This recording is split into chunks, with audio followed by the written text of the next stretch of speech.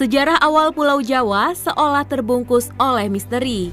Karena sama sekali tidak diketahui keberadaannya oleh dunia, sampai pulau ini dikunjungi oleh peziarah dari Cina, yakni Fahin pada tahun 412 Masehi. Konon, tanah Jawa pada masa lalunya menyimpan banyak misteri dan juga kisah mistis. Lalu seperti apa kisah tanah Jawa di masa lalu? Simak pembahasan lengkapnya berikut ini.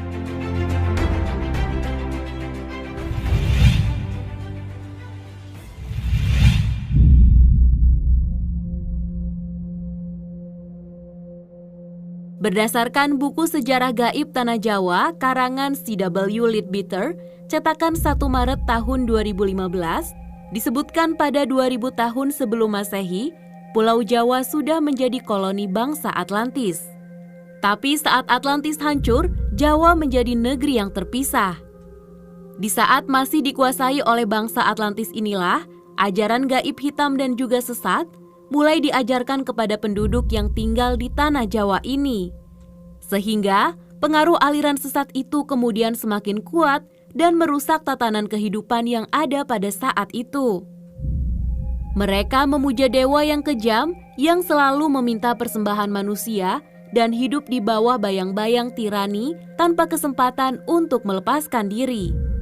Pada zaman itu, mereka diperintahkan oleh raja yang merangkap imam agung dari aliran hitam itu. Di antara raja ini, ada seorang yang sungguh fanatik dalam kepercayaan aliran hitam.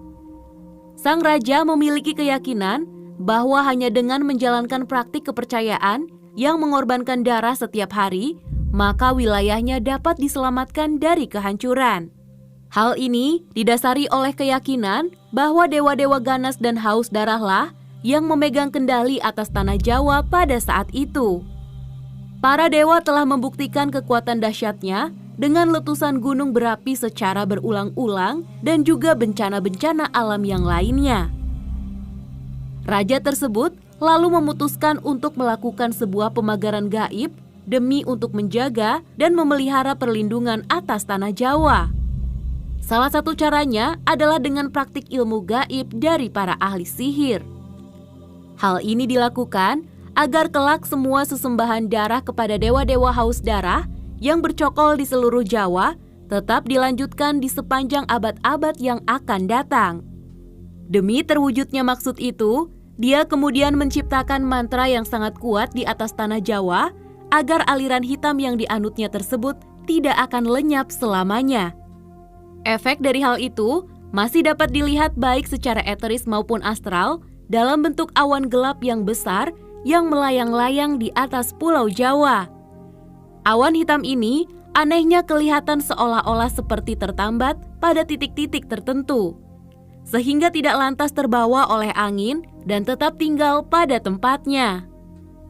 Titik-titik lokasi awan hitam ini sengaja dimagnetisir oleh raja dekat dengan kawah-kawah gunung berapi. Salah satu alasannya adalah karena kawah-kawah tersebut biasanya ditempati oleh beragam jenis makhluk-makhluk halus, sehingga makhluk-makhluk gaib itu dapat diperintah oleh sang raja. Kemudian, pada 1200 tahun sebelum Masehi, terjadi invasi secara damai terhadap Pulau Jawa oleh Raja Vaivastamanu yang beragama Hindu. Mereka datang secara damai dan tinggal di pantai dan pada akhirnya membentuk kota perdagangan kecil yang independen. Seiring waktu, kekuatan para pendatang Hindu ini meningkat pesat dan akhirnya menjadi dominan dalam komunitas. Akan tetapi, walaupun agama Hindu telah diterima oleh penduduk, namun dalam kenyataannya, pemujaan lama terhadap ajaran sesat tetap dilaksanakan dan praktik ilmu gaib malah semakin menjamur. Melihat kondisi tersebut, Raja Vaivasta yang berkuasa saat itu meminta untuk mengirimkan ekspedisi ke Jawa pada tahun 78 Masehi. Ekspedisi ini dilakukan untuk menangkal pengaruh buruk dari aliran sesat yang sudah membumi di tanah Jawa tersebut. Pemimpin ekspedisi ini dipimpin oleh ahli spiritual yang bernama Aji Saka atau Sakaji. Aji Saka ini sangat memahami tugas yang diembannya. Aji Saka lalu menanam benda yang berdaya magnet kuat yang telah dimanterai di 7 tempat di Pulau Jawa untuk menyingkirkan pengaruh aliran hitam dari Tanah Jawa atau tumbal bagi Tanah Jawa. Untuk tempat menguburkan tumbal atau jimatnya yang paling penting dan kuat, Aji Saka memilih perbukitan yang mengarah ke Sungai Progo, tempat yang sangat dekat dengan titik Pulau Jawa. Legenda mengenai Aji Saka ini dalam berbagai cerita juga dianggap melambangkan kedatangan Dharma atau ajaran dan peradaban Hindu-Buddha ke Pulau Jawa. Akan tetapi, penafsiran lain beranggapan bahwa kata Saka adalah berasal dari istilah dalam bahasa Jawa, yaitu Saka atau Soko yang berarti penting, pangkal, atau asal mula, maka namanya pun bermakna Raja Asal Mula atau Raja Pertama. Mitos ini mengisahkan mengenai kedatangan seorang pahlawan yang membawa peradaban, tata tertib, dan juga keteraturan ke Tanah Jawa. Karena Aji Saka telah mengalahkan Raja Jahat, yaitu Prabu Dewata Cengkar, sang penguasa ilmu hitam yang kala itu menguasai Pulau Jawa. Legenda ini juga menyebutkan bahwa Aji Saka adalah pencipta tarikh tahun Saka atau setidak-tidaknya raja pertama yang menerapkan sistem kalender Hindu di Jawa. Tumbal Aji Saka untuk menangkal kekuatan hitam pun bertahan hingga beratus-ratus tahun kemudian, hingga sampai pada keadaan di mana jin kembali berkuasa, hujan darah di mana-mana, dan bencana merajalela. Pada masa ini berkembanglah beberapa aliran ilmu gaib di Pulau Jawa, di antaranya kejawen, klinik, dan juga kebatinan. Lalu pada awal abad ke-13, datanglah Syekh Subahir, seorang ulama yang dikirim oleh Kesultanan Turki Utsmaniyah ke Tanah Jawa. Syekh Subahir adalah seorang ulama besar yang dikirim untuk menumbal Tanah Jawa dari pengaruh negatif makhluk halus saat awal penyebaran ajaran Islam di Nusantara. Karena Syekh Subahir mengetahui kondisi Pulau Jawa banyak dipengaruhi oleh unsur gaib yang sangat mengganggu. Lalu, Syekh Subahir membawa batu hitam dari Arab yang telah dirajah.